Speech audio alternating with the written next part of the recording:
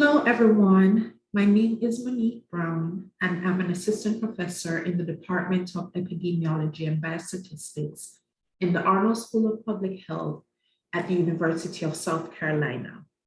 And today I'll be presenting on health disparities in HIV-associated dementia in South Carolina.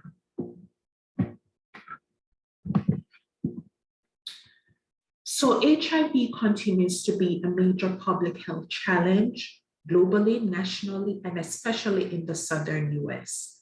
Health disparities continue to exist in HIV and AIDS, where Black populations tend to have higher prevalence and incidence rates compared to other racial and ethnic groups. Men tend to have higher rates compared to women. Injection drug users are vulnerable, and urban populations tend to have higher rates compared to rural populations, though there are some rural populations with high prevalence estimates.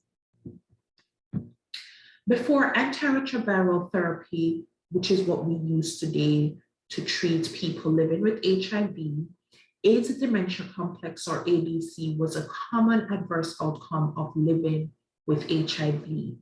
ADC is now referred to as HIV-associated neurocognitive disorders, and there are three main types: asymptomatic neurocognitive impairment, mild neurocognitive disorder, and HIV-associated dementia, which is the most severe form.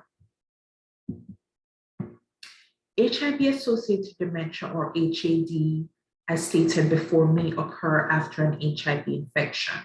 It's characterized by memory loss, difficulties with thinking and or concentrating, speaking clearly, and loss of motor skills.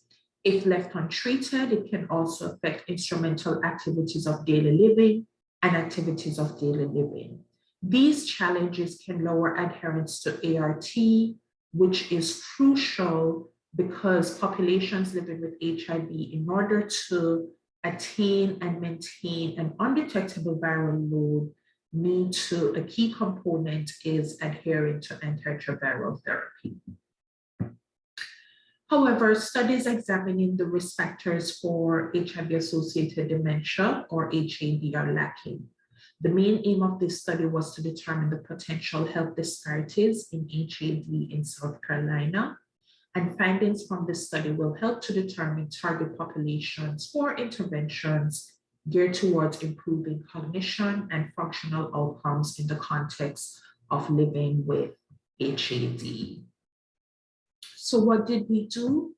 Data were obtained from the South Carolina Alzheimer's Disease and Related Dementias Registry from 2010 to 2016. Over this time period, there were 505 people who were diagnosed with HIV-associated dementia in the registry, and over 160,000 who were not.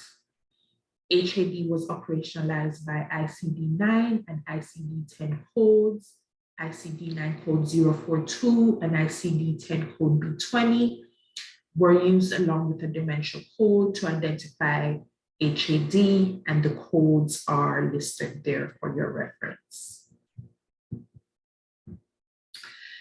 The sociodemographic risk factors that we considered were age, race, ethnicity, gender, location, and place of diagnosis. So for race, ethnicity, we looked at Black, other, Hispanic, white, gender, male and female, location, urban and rural, and place of diagnosis, nursing home versus living in the community. Descriptive statistics were used to determine HIV-associated dementia prevalence estimates and describe the study population and by HAD status. Crude and multivariable logistic regression models were used to determine health disparities in and sociodemographic risk factors for HIV-associated dementia. Adjusted models controlled for all sociodemographic characteristics. What did we find? So this figure shows the prevalence of HIV-associated dementia in the South Carolina AD registry. And we see that over time, there is a slight decline in the prevalence of HIV-associated dementia. So in 2010, there were 0.49 cases per 100,000 population. In 2016, there were 0.40 cases per 100 population, per 100,000 population. This table shows the distribution of sociodemographic characteristics and by HIV-associated dementia status. So we see that close to a third were 85 years old and older. We see that majority were white, but over a quarter identified as Black. Majority were female. Majority were living in urban areas, and majority were diagnosed when they were living in the community. We also see statistically significant differences in HIV prevalence by age group, by race, by gender, and by place of diagnosis, where those who were younger, those who were Black, those who were male, and those who were diagnosed living in the community, they tended to have higher prevalence estimates of HIV. This table shows the association between sociodemographic characteristics and HIV-associated dementia. And we see that for age, those who were younger tended to have higher odds of being diagnosed with HAD. And the highest odds that we see here is comparing age, those who were aged 35 to 44, comparing them to those who were 85 years old and older. And we see that Black individuals and those in the other racial ethnic group had higher odds of being diagnosed with HAD compared to white populations. Men compared to women had higher odds. Urban populations compared to rural populations, and those who were diagnosed in the nursing home versus diagnosed living in the community, those who were diagnosed in the nursing home had higher odds of being diagnosed with HAD. So now for some discussion points. So our main findings, so really based on our knowledge, this is the first study examining health disparities in HIV-associated dementia, not only in the Southern US, but in general, based on our knowledge. And we found that health disparities existed in HAD in South Carolina. We saw that the prevalence decreased slightly over time. And we found that younger ages, Black and other populations, men, urban and nursing home populations had higher odds of experiencing HAD compared to those 85 and older, white populations, women, those living in rural areas, and individuals who were diagnosed living in the community, respectively.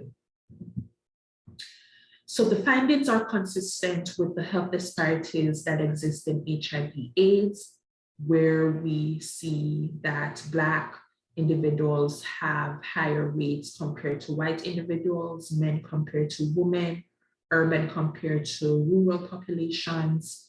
And once again, the highest odds in the current study were seen comparing populations aged 35 to 44 to those 85 and older. And previous research has shown that HIV tends to be the most prevalent cause of dementia among younger adults. When we try to compare Alzheimer's disease and HIV-associated dementia or HIV-associated neurocognitive disorders, for Alzheimer's disease, one component is misprocessing of amyloid precursor protein and alpha beta synthesis. Among patients living with HIV, we find increase in cerebrospinal fluid and amyloid plaques being found in the brain. Another trait of Alzheimer's disease is activation of death pathways and apoptosis. For people living with HIV, there tends to be increase in apoptosis and contents and activities of JNK and ERK enzymes. For Alzheimer's disease, another trait is excitotoxicity. For those living with HIV, we find increased cerebrospinal fluid glutamate levels. So once again, this shows us that the differentiation between Alzheimer's disease and HAD is a challenge, and that future research should continue to focus on this distinction. So there were some limitations. The variable that examine place of diagnosis of ADRD in the nursing home or living in the community. Individuals could have changed their living situations after being diagnosed, but this variable once again just focused on place of diagnosis. Due to small numbers of HAD among Asians, American Indians, and other groups, these individuals were grouped into a racial category of other, so we were unable to examine differences in these specific racial populations. In the data set, Alzheimer's disease and vascular dementia were given priority, in that if a person's record contains multiple indicators of ADRD, Alzheimer's disease and vascular dementia took precedence. So therefore, it is possible that there were other people who were diagnosed with HAD, but this was not indicated in the data set. So in conclusion, even though antiretroviral therapy has reduced the rate of HAD-related health disparities continue to exist, dementia intervention programs geared towards populations living with HIV should be tailored to younger populations, communities of color, men, urban populations, and individuals in nursing homes. Future research should focus on the association between HAD and risk for Alzheimer's disease, as well as focusing on younger populations for assessments for HIV-associated dementia. I would like to thank the Carolina Center for Alzheimer's Disease and Minority Research, the National Institute of Aging, for funding this study. I'd also like to thank my co-authors, Drs. Lucy Ingram, Maggie Miller, and Amar Bagastra, and I can be emailed at brownm68@mailbox.sc.edu. Thank you so much for listening, and I welcome your comments and questions. Thank you.